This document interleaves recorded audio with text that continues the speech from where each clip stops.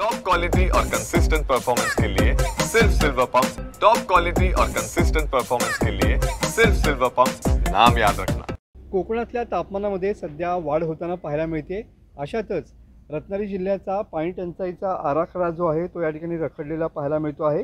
5 तालुक्यातील पाणी टंचाईच्या आराखड्यावरती सध्या आमदारांच्या सह्या झालेल्या नाही आहेत। त्यामुळे अंतिम आराखडा जिल्हा परिषदेकडून रत्नागिरी जिल्हाधिकाऱ्यांकडे या ठिकाणी गेलेलाच नाही आहे। सध्या मार्च या ठिकाणी सुरू झालेला आहे आणि जिल्ह्यामध्ये तीव्र पाणी टंचाईच्या झळा या सामान्य नागरिकांना सोसाव्या लागत आहेत।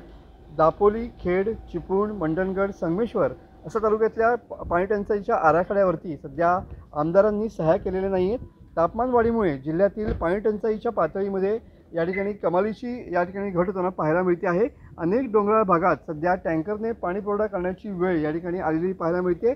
आराखड्यावरती या ठिकाणी सह्या न झाल्यामुळे पाणी टंचाईच्या उपाययोजनांवरती या ठिकाणी ज्या उपाययोजना करणं आवश्यक आहे त्या करणं या ठिकाणी अशक्य होऊन बसलेलं आहे। त्यामुळे सध्या पाणी टंचाईचा आराखडा रखडल्यामुळे या ठिकाणी सामान्य नागरिकांचे मोठे हाल होऊ शकतात। सध्या तापमानामध्ये मोठी वाढ या ठिकाणी होताना पाहायला मिळते आणि त्याचमुळे हा पाणी टंचाईचा आराखडा लवकरात लवकर मंजूर व्हावा अशीच अपेक्षा सामान्य नागरिकांकडून या ठिकाणी होताना पाहायला मिळते आहे। मनोज लेले, TV9 मराठी, रत्नागिरी।